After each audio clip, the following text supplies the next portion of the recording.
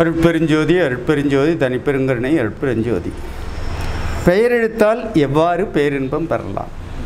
இது வரைக்கும் கேட்காத ஒரு ரகசியம் இது.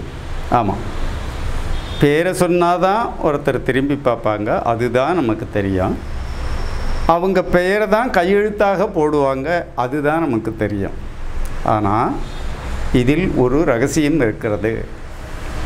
தமிழ் எழுத்தில் இருக்கக்கூடியது மட்டும் இப்போ சொல்கிறேன். ஆங்கிலத்தில் நீங்கள் கையெழுத்து போட்டாலும் சரி, உங்களுக்கு ஆங்கில பெயர்களாக இருந்தாலும் சரி, அதுக்குரிய ஒரு ஜோதிட கணிதம் இருக்கிறது. அது சித்தர்கள் முத்தர்கள் அறிந்தனர். இப்போ பாருங்க, வள்ளல் பெருமான் சொல்கிறார். இப்போ உங்களுக்கு காட்ட போகிறேன். தமிழ் எழுத்தினுடைய முதல் எழுத்து ஆ. இதை இப்போ க்ளோஸ்அப்பில் காட்டேன், பார்த்துக்குங்க. இந்த ஆன்ற ஒரே ஒரு எழுத்தில் எத்தனை மகாசக்திகள் உட்காந்துருக்குதுன்னு அவர் சொல்லிட்டாருங்க. அவர் மற்றவர்களை போல ஏமாத்துறவர் இல்லை. அவர் எழுத்தறிந்து தம்மை உணர்ந்தார் அப்படின்னு சொல்லக்கூடிய ஒவ்வொரு எழுத்துக்கும் உள்ள மகாசக்திகளை அவர் அறிந்தவர். அதை பாருங்கள், இதில் அந்த 14 மகாசக்திகளும் ஒரு எழுத்தில் உட்காந்துருக்கிறத காட்டிட்டார். அப்படின்னா ஊன்றல், வாமை, அப்படி ஜேஷ்ட, ரௌத்திரி, காளி, கலைவிகரணி, பலவிகரணி, பலபிரம்மதம்னி, சர்வபூதமணி, மனோன்மணி அப்படின்ட்டார். ஆன்ற ஒரு எழுத்துக்குள்ளே இத்தனை பேர் உட்காந்துருக்குறாங்கன்னு சொல்லிட்டார். அவர் அன்னைக்கே கேட்டிருந்தா ஆவுக்கு என்ன எத்தனி இ அப்படின்னு சொல்லக்கூடிய 247 எழுத்துக்களுக்கும் அவர் சொல்லியிருப்பார். யாரும் கேட்கல, தவற விட்டுட்டாங்க. நான் சித்தர் பரம்பரையைச் சேர்ந்த ஒரு சித்தன். நான் மூலன் பரம்பரையை சேர்ந்த மூலர் உடைய சமாதியை பெற்ற அந்த கிராமத்தில் பிறந்தவன். நான் 10க்கும் மேற்பட்ட சித்தர்களுக்கு கையை பிடிச்சி காலை பிடிச்சி உடம்பை தேய்ச்சி கற்றுக்கொண்ட கல்வி இது. இந்த கல்வியினுடைய அடிப்படையில் 247 எழுத்துக்கும் யந்திரம், தந்திரம், மந்திரம் உண்டு அப்படின்றத இதை பாருங்கள், உங்கள் பெயரெழுத்தால் பேரின்பம் பெறும் ரகசியம் அப்படின்றது தான் இந்த புத்தகத்தினுடைய ஒரு இது. 247 எழுத்துல எந்த எழுத்து உங்களுக்கு உங்கள் பேரில் வருதோ அந்த எழுத்துக்கான யந்திரத்தை கண்டிப்பாக பயிற்றாகணும். நீ உன் கையெழுத்து போட்டால் தான் பேங்க்கில் பேங்க் பேலன்ஸ் பார்க்க முடியும், உன்னுடைய ஆதார் கார்டு எடுக்க முடியும். அதே போல் உன்னுடைய எதிர்காலத்தை உறுதி செய்வதற்கு உன் பெயரும் பெயரில் அமைந்திருக்கக்கூடிய எழுத்துக்களுக்கும் அந்த மகாசக்திகள் உண்டு. அதற்காகவே இந்த நூலை நம்ம தொகுத்தோம். நீங்களும் என்ன பண்ணணும், உங்கள் படத்தை உங்கள் வீட்டில் மாட்டி வச்சுருப்பீங்க. அதே போல் உங்கள் பெயரெழுத்துக்கான ஒரு யந்திரம் இருக்கின்றது. அந்த 247 எழுத்தினுடைய யந்திரங்களை இதில் கொடுத்துட்டோம். ஏன்னு சொன்னால், உயிரெழுத்து 12, மெய்யெழுத்து, உயிர்மெய் எழுத்துக்கள் ஆக 247 எழுத்து. அந்த 247 தமிழ் எழுத்துக்கள் அத்தனைக்கும் யந்திரம் உண்டு, தந்திரம் உண்டு, மந்திரம் உண்டு. அதை இயக்கக்கூடியதாகவும் இருக்கும். எந்த ஒரு கருவியும் இன்று மின்சாரத்தினால் இயங்கிக் கொண்டு இருக்கின்றது. அது பல்பாக இருக்கலாம், டிவியாக இருக்கலாம், கேமராவாக இருக்கலாம், அல்லது வெஹிக்கிளாக இருக்கலாம்.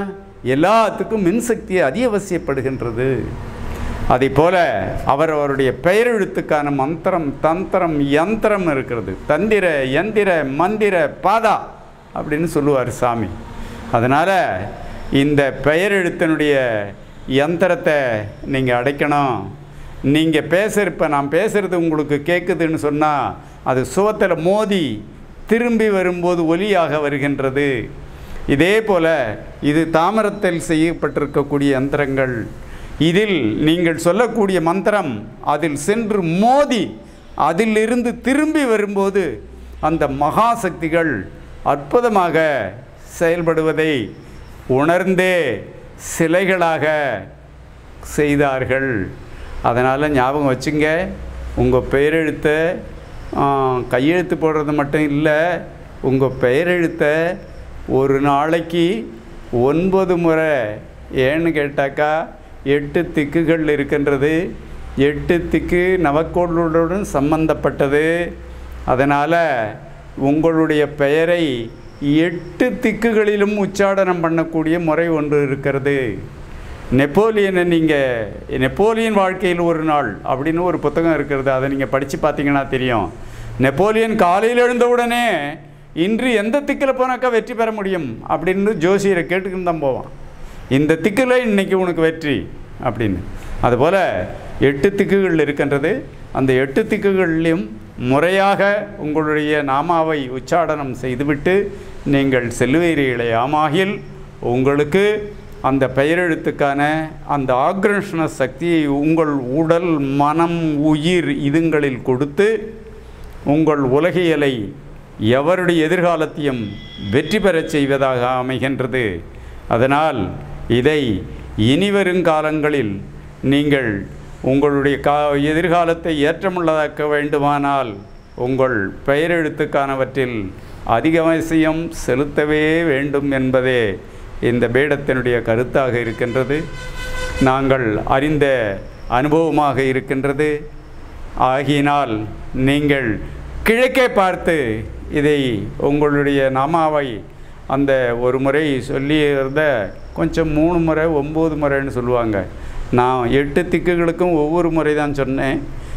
அத்தியாவசியமாக இம்மைன்பெல்லாம் உங்களுக்கு ஓணும்னு சொன்னால் கிழக்கு பார்த்து சொன்னால் தான் இந்த உலகத்துக்கானதெல்லாம் கிடைக்கும்.